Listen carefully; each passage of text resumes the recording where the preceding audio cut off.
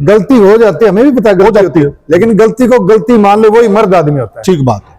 और मर्द कोई मारने से थोड़ी होता है। जी जी, जो गलती को भरी सभा में गलती मान ले वो मर्द है। क्या बात है। इसका जो फादर है, इसका फादर ये बात कह देता है, भाई काले तुम मन मरवाओगा, अभी रिसेंटली लिस्ट आएगी जजेज की, ये सोचता है कि मैं जाटों को गाली देकर और बीजेपी के या नायब सैनी मुख्यमंत्री जी के नजदीक लगकर मैं अपने बेटे को कामयाबी दिला दूं, जज अपॉइंट करवा दूं। पॉलिटिकल पॉइंट ऑफ व्यू से देखा तो इसने तो नारनौंद हल्के की राजनीति का सत्यानाश कर दिया है।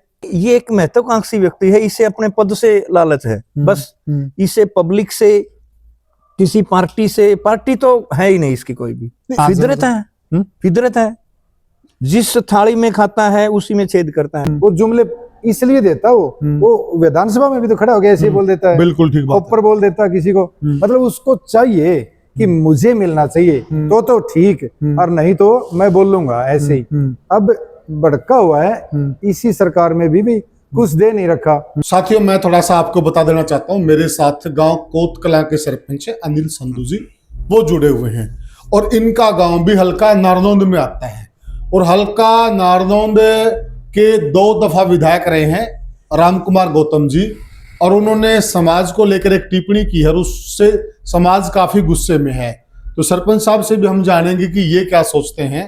तो सरपंच साहब आप भी उसी हल्के में हैं जहां से 2 बार विधायक बने, आप लोगों ने उनको विधायक बनाया, तो किस बात को लेकर गुस्सा है समाज पे गौतम जी? तो मैं बताता हूँ, ये हल्का है हमारा, जाट बहुल इलाका है ये, जाट बहुल इलाका है, जो हल्का है जाट बहुल इलाका हल्का है ये। और दादा गौतम यहाँ कम से कम 50 साल से राजनीति कर रहे हैं मेरे ख्याल में। बिल्कुल कर रहे हैं, 50-55 साल से राजनीति कर रहे हैं, बिल्कुल कर रहे हैं, बड़े लेवल के नेता हैं। लेकिन ऐसी टिप्पणी इनको शोभा नहीं देती।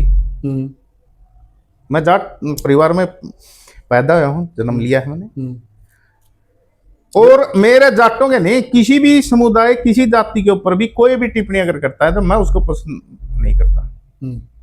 ये केवल जाट समाज की बात, जाट समाज की नहीं, किसी भी जाति के ऊपर कोई भी टिप्पणी करता, मेरा विचार से मैं उसको सही नहीं मानता। और दादा गौतम इतने सीनियर लीडर होने के बाद भी ऐसी छोटी सी तुच्छ भाषा का उपयोग करते हैं। साला, अब जो भी उन्होंने बोला है गलत है, कुत्ता, देखो गलत बोला है। माफी भी मांग रहे हैं, लेकिन वो माफी इस सत्र पे नहीं मांग रहे कि जड़ा दी जो लोग गला उतर जे कहाँ पे ठीक से मांगे। सरपंच साहब एक बात बताओ, अपने गांव में विवाद होते हैं, माफी मांगने का तरीका होता है ना, दोनों तरफ के लोग बैठते हैं और पंचायत में माफी साफी हो जाती है और बात आई गई होती है। ये कौन सा तरीका माफी मांगने का? आप गाड़ी में बैठ के माफी मांग लो तो नहीं, उनको सार्वजनिक तौर पर मांग लेनी चाहिए। अगर गलती करी है तो गलती तो करी है, देखो बात, इसमें क्या दिक्कत है? अपने जब आप सार्वजनिक जगह पे बोल सकते हो तो सार्वजनिक जगह पे बिल्कुल गलती मांगते हो, क्या दिक्कत है? एक पंचायत का स्वरूप हो, पंचायत के स्वरूप में हो सारी चीजें, ठीक बात है, कोई नहीं फांसी तोड़ना चाहता उनको, लेकिन एक तरीका होता है। समाज है अपना, जो बिक गया उसको कोई नहीं। आज समाज में जो अपनी घमंड गेड़ के ना बिक गया नहीं समाज के पास, समाज ने उसको गले लगा लिया, समाज ने आज तक उसको बहिष्कार नहीं किया। सही कह रहे हैं, लेकिन हमारा घमंड अपना वो अहम वो गिरना पड़ेगा, समाज में जाना है। घमंड है मतलब, बिल्कुल घमंड है, जब नहीं मांगी होगी। और मैं तो कहूँ भाई, इतने बड़े सीनियर हैं, आज नेता हैं, बुजुर्ग हैं, 80-85 साल की उम्र है, इतनी बार के विधायक हैं, इस बात को ज्यादा तुच्छ देना नहीं चाहिए। अच्छा, कुछ लोग ये भी कह रहे हैं कि उनकी मंशा ये है कि वो जाट समाज को गालियां बककर अपने बेटे को जज बनवाना चाहते हैं, तो फिर क्या ये अच्छी चीज है? किसी भी कारण है, कोई भी कारण है, मैं कहता हूँ ये गलत शब्द बोलना यही गलत है, चाहे कोई मानसिकता रही हो, चाहे कोई एजेंडा हो, कोई एजेंडा हो, कोई मानसिकता हो, कोई उनके बुढ़ापे का कारण हो, और गाली है तो गाली है। ये जो बड़े समाज को गाली देना ये गलत है, गलत है, बिल्कुल गलत। मैं इसके मानता हूँ, मैं दादा गौतम ने गलती करी, पर इसकी सार्वजनिक माफी दादा गौतम ने मांगनी भी चाहिए। तो जब पहली बार ये विधायक बना था कि या तो मुझे लकड़ी डाल देना और या मुझे वोट दे देना। जैसा कि मैंने पहले बताया था कि मैं हल्का नारनौंद में मौजूद हूं, और विशेषकर डाटा गांव में, बड़ा गांव है जो जहां से 2 बार राम कुमार गौतम जी विधायक बने हैं, अब तीसरी बार जाके वो सफेदों से बने हैं। तो मेरे साथ जुड़े हुए हैं मास्टर उपेंद्र जी हैं। मास्टर जी राम राम। जी राम राम जी। बहुत ही वरिष्ठ उम्र के इस लिहाज से, और वैसे भी तीसरी बार के विधायक हैं राम कुमार गौतम जी। जिस प्रकार से वो एक विशेष समाज के लिए जिन शब्दों का प्रयोग कर रहे हैं, कुत्ता, साला, लागदार, सुसरा, मतलब ये भाषा शैली कहाँ तक उचित है? पुनिया साहब, जो उम्र देखी जाए उस लिहाज से चलो थोड़ा सा बात नरमी की कहनी पड़ती है, लेकिन इसकी करतूत को अगर देखे जाए तो बख्शने योग्य नहीं है। अगर इसका जीवन शैली ही इस प्रकार थी, मैं आपको थोड़ा सा पीछे का बताता हूँ। इसके राम कुमार गौतम के पिताजी चंद्र गौतम जी नाड़ुंद के चेयरमैन भी रहे हैं, सरपंच भी रहे हैं, बड़े सुलझे हुए व्यक्ति थे। मेरा उनके साथ उठना बैठना था, क्योंकि नाड़ुंद में कुछ साल रहा। अच्छा। अपना प्राइवेट स्कूल चलाता था जी। अक्सर जब खाली समय होता उनके पास बैठ जाता था। वो उस दिन मेरे साथ बात नहीं करता था जिस दिन राम कुमार गौतम नाड़ुंद में होते थे। अच्छा, ऐसा क्यों? वो इन्हें अशुभ मानते थे। अच्छा। और ये यहाँ तक भी बात बोलते थे, बेटा ये काला पाछड़ है ना, मुझे मरवाएगा। क्या बात कर रहे हैं आप? लिटरली। आप तो अब तो वो स्वर्गवासी हैं, नहीं तो मैं खुद इसका गवाह हूँ। मेरे साथ बैठ के कई बार उनके साथ चाय भी पीते थे हम, कोई लंबे बैठ जाते थे तो वो एक बहुत सुलझे हुए इंसान थे। उसके एवज में ये तो उनका वो पता भी नहीं है। अच्छा। ये तो सोशल आदमी नहीं है। ये तो पॉलिटिकल पॉइंट ऑफ व्यू से देखा तो इसने तो नाड़ुंद हल्के की राजनीति का सत्यानाश कर दिया है। वो कैसे? और पीछे चले जाओ थोड़ा, स्वरूप सिंह एक मुख्यमंत्री का दावा पेश करते थे, बहुत कद्दावर नेता रहे हैं। चौधरी स्वरूप सिंह खांडा। बिल्कुल बिल्कुल जी, बिल्कुल। उनको पीछे ले जाने वाले यही तो थे। कैसे? थोड़े से वोट आते थे और इनके अपने ब्राह्मण समाज के वोट ले लेते थे, स्वरूप सिंह हार जाते थे। वो जो कांग्रेस में थे चौधरी वीरेंद्र सिंह हमेशा वो बन जाते थे। अच्छा, ये वोट कटवा काम वो वोट कटवा हमेशा सारी उम्र इसने इस प्रकार की राजनीति की है। अच्छा, ये खड़ा हो जाता, इसके वोट डल जाते, स्वरूप सिंह हार जाते हैं। एग्जैक्टली, बिल्कुल। और वो मुख्यमंत्री का दावा पेश करते थे। या चलो स्पीकर तो रहे हैं, एक कद्दावर और एक बहुत ही सच्ची जबान के नेता रहे हैं। दूसरा, चौधरी वीरेंद्र सिंह के जब ये अपोजिट चले गए, वो भी एक अच्छे, जब वो बड़े लीडर बन गए थे ना, उन्होंने भी कोशिश की थी कि मैं पहला नहीं तो सेकंड मुख्यमंत्री बनूं। चौधरी देवलाल के एक बार तो वो 16-17 में संभाल रहे थे। एग्जैक्टली, वो सेकंड सीएम थे। सेकंड सीएम थे।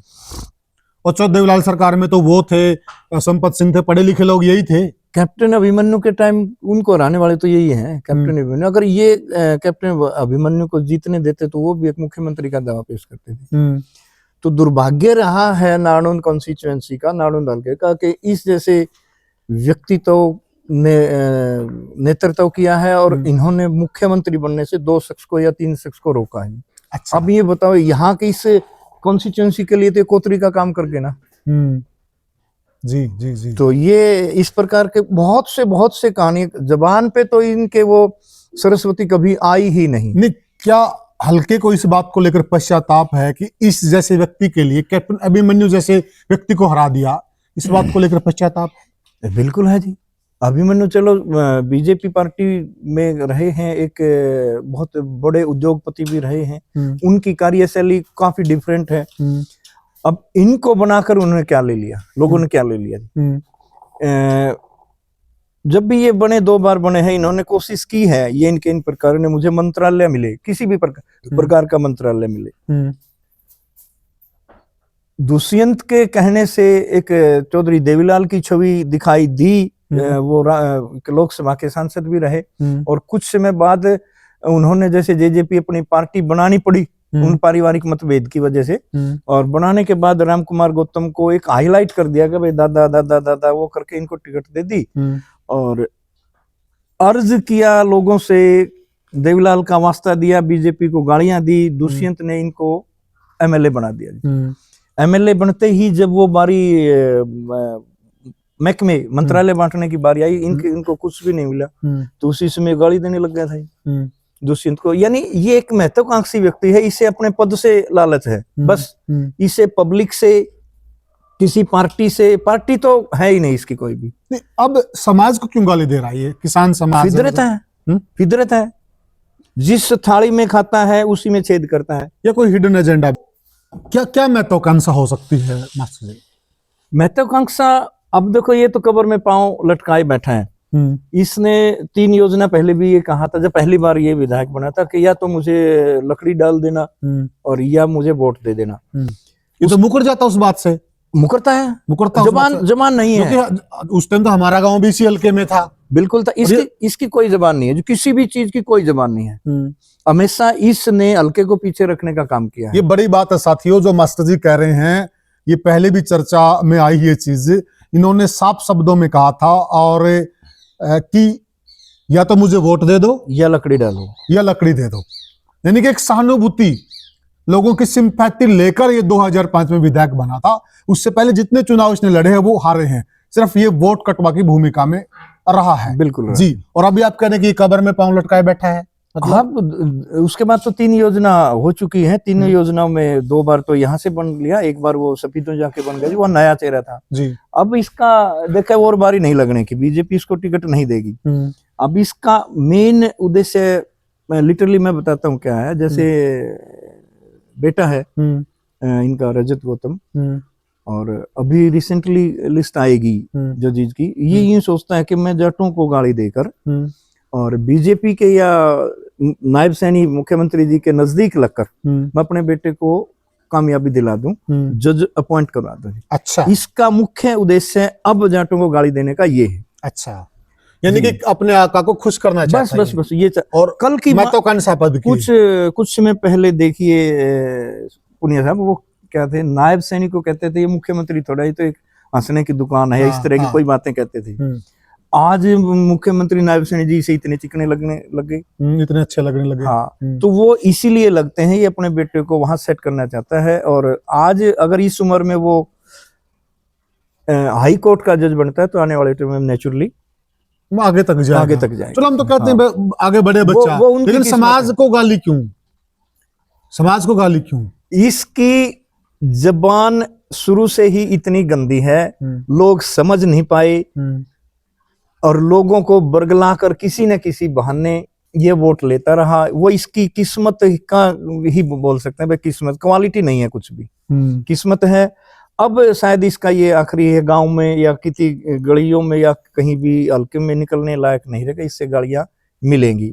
डॉक्टर अरविंद शर्मा जी एक अच्छे बड़े पॉलिटिशियन रहे हैं, उन्होंने विधानसभा में इस प्रकार की वो बातें कह दी जो मुझे मेरी जुबान से मैं कहना उचित नहीं समझता पुनिया साहब। लेकिन अब लोगों का ये मानना कि शायद ठीक कहा।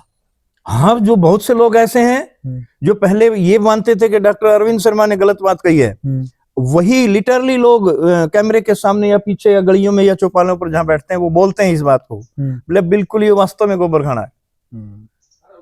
मतलब खुद अपने आप को उस जगह पर ले अपनी है। और जो कि लोग गुस्सा हुए थे उस वक्त, तो गुस्सा हुए थे डॉक्टर अरविंद शर्मा पे, बिल्कुल गुस्सा हुए थे। लेकिन अब वो जिसने अपनी वो दिखा दी ना औकात, में भाई इसी तरह का व्यक्ति हूँ, इसने अपनी औकात दिखा दी जी। जाटों को जब गाली दिया, भाई इसकी गति जाटों के बिना नहीं है। वाली जी पार्टी के साथ समझौता था, बोले भाई इसको वोट नहीं देंगे, हम चाहे कुआं में पड़ जाओ। जो इसको जानते थे, जो इसको जानते, जो इसकी फितरत को जानते थे। हाँ, उन्होंने कभी इसको इनकी तरफ देखा भी नहीं, वोट भी नहीं किया। यहाँ तक भी किसी ने कहा भाई एक बार गौतम के पास चला जा, तेरा ये काम करवा देगा। बोले मैं काम की मुझे कोई जरूरी नहीं, मैं उस आदमी के पास, मतलब जो अपशब्द कहे, बस उस आदमी के पास नहीं जाऊंगा। एक बार ऐसे समाज के नेता को अभी इसने कुछ जाति सूचक कह दिया था, इस पर किसी के को लो। हाँ, वो भी बड़ा लंबा नहीं, ये किसी को कोर्ट तक गया था वो मामला। हाँ, गया था, अमर सिंह दानक जी थे, उनके खिलाफ कहा था, कोर्ट तक भी गया था। और वो जो माननीय जज थे उनको भी कहा था। इसको इस चीज से कोई गिला शिकवा नहीं है। जब एक बात बता दी, इतिहास रहा है, मतलब इस बंदे का ऐसा इतिहास रहा है गफलत करने का जी। जब इसका जो फादर है, इसका फादर ये बात कह देता है भाई काला तुम मन मरवाओगा, तो आप दूसरे लोग तो कहेंगे ही कहेंगे। जब ये राम कुमार गौतम जी हिसार से या कहीं से भी नारनौंद इनके घर में आते थे, जब वो सारे इकट्ठे होते तो इनके घर में तनाव का माहौल होता था। क्या बात कर रहे हैं आप? बिल्कुल एग्जैक्टली मैं जानता हूँ इनके, और जो छोटे भाई हैं जो वकील हैं जैसे भीम गौतम जी हैं, देवेंद्र जी परमात्मा ने प्यारे हुए, उनके साथ मेरी अच्छी बैठ के वार्तालाप होती थी, पॉलिटिक्स डिस्कस होती थी। जब ये पहली बार जीते, अब तो वो इनके छोटे भाई देवेंद्र गौतम जी, काफी इनके घर के माहौल से आप वाकिफ हैं? वाकिफ हूँ सर, 14 साल मैंने नालंदा में बिताए हैं। पॉलिटिकल पॉइंट ऑफ व्यू से मैं गया था वहां, मैंने अपना प्राइवेट स्कूल चलाया, और एक एक चीज है चौधरी वीरेंद्र सिंह के परिवार और इनके परिवार, दोनों के परिवारों के बारे में बारीकी से मैं बहुत जानता हूँ। जी जी जी। तो देवेंद्र और मैं, हम दोनों बैठ के वो डिस्कस करते थे, क्योंकि पोलिंग और काउंटिंग के बीच करीब 8-10 दिन का फर्क था। मैंने कह दिया था भाई लगभग 1500 वोटों से इनकी जीत है, जबकि दिल पर पत्थर रख के कही ये बात। अब जो सच्चाई है वो तो सच्चाई तो कहनी पड़ेगी। ठीक बात है। बोले नहीं जी जीतेगा, नहीं कन्फर्म है जीतेगा। तो हमने वो कैलकुलेशन लगाई जाति के लिहाज से, ज्योग्राफिकल जो कॉन्स्टिट्यूएंसी का एरिया है उसके लिहाज से, जैसे 2 सड़कें हैं ना बीच में, 3 भागों में बांट दिया गया, किसको कितने कितने वोट आएंगे, वो एग्जैक्टली ये था। अच्छा। अब शायद वो 1400 समथिंग से जीता है जी, जीता यानी कि डेमोग्राफी के हिसाब से। हाँ बिल्कुल बिल्कुल, ये इन चीजों का तो वो था। लेकिन अब ये जब इलेक्शन आ रहा है ना, उस टाइम भी बता दिया किसी भी कीमत पर नहीं जीत सकता जी। वो कांग्रेस से टिकट ले ली, पार्टी बदल के, जैसे अभी था। तो ये तो लोग अब तो समझ गया, इसी प्रकार का कोई और व्यक्ति होगा ना, लोग उसको घास नहीं डालेंगे जी। ये तो वास्तव में एक राजनीति पर भी और समाज पर भी जैसे कलंक है जी जी। तो साथियों, आपने सुना मास्टर उपेंद्र जी ने कुछ अपनी निजी राय रखी है, तो वो मैं वेरीफाई नहीं कर रहा अपनी तरफ से और चैनल की तरफ से। मास्टर जी निजी जानकार हैं उनके, मास्टर जी ने अपनी निजी राय रखी है, और मैं भी ये जानकार है, इतने सालों तक वहां रहे हैं, परिवार में इनका उठना बैठना रहा, जाहिर सी बात है इनको मालूमात होंगी वो चीजें। आपको क्या लगता है, क्या बीजेपी विधायक रामकुमार गौतम जी को समय रहते हुए खाप सरदारी के बीच में आकर, गलती इंसान से होती है, हर किसी से हो जाती है, लेकिन भूल सुधार करना भी इंसान का परम कर्तव्य और इंसानियत की पक्की पहचान है, तो उनको अपनी भूल सुधार कर लेनी चाहिए। आप हमें कमेंट सेक्शन में जरूर अपनी राय रखिएगा। फिर गंदी शब्दावली का यूज किया है, बहुत ही अमर्यादित भाषा का, क्या कहेंगे आप? आप दादा गौतम की बात कर रहे हैं? हाँ बिल्कुल। अब इसमें क्या ही कहना, पूरा देश ही बोल रहा है इसके लिए तो, कि भाई जो इतने ज्यादा उम्र का आदमी और इतने समूह देख ली उन्होंने, इतनी उम्र होगी, और वो आदमी एक जात पात को बढ़ावा देके और जातिवाद गालियां निकाल रहा है, एक कुत्ते की परिभाषा दे रहा है और साले की परिभाषा दे रहा है। अब उनसे कोई पूछे कि साला कैसे होता है, साला बनता कैसे है, ठीक बात, उनसे पूछे कोई, और सिर्फ एक बयान नहीं है उनका ये, इस तरह बहुत बार पहले भी भड़काऊ भाषण इस तरह के दे चुका। और ये जुमले है ना उनके, वो जुमले इसलिए देता वो विधानसभा में भी तो खड़ा हो गया ऐसे ही बोल देता है, बिल्कुल ठीक बात, ऊपर बोल देता है किसी को, मतलब उसको चाहिए कि मुझे मिलना चाहिए तो ठीक, और नहीं तो मैं बोल लूंगा ऐसे ही। अब भड़का हुआ है, इसी सरकार में भी कुछ दे नहीं रखा। ये सरकार तो ऐसे तो पावर देती नहीं है, ये इनको पता कौन यूज करेगा कौन मिस यूज करेगा।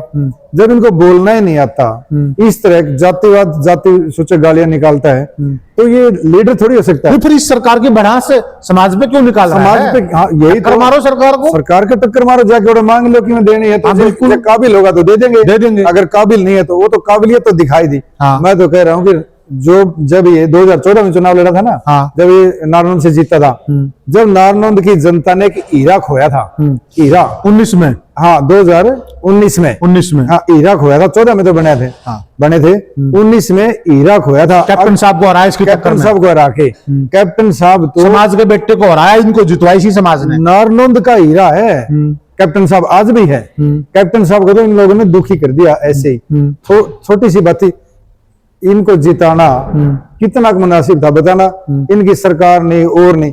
कैप्टन साहब नारनौंद को हरियाणा में चमका देते अगर दूसरी बार बनते तो, और वो सीएम भी बनते अगर दूसरी बार बनते।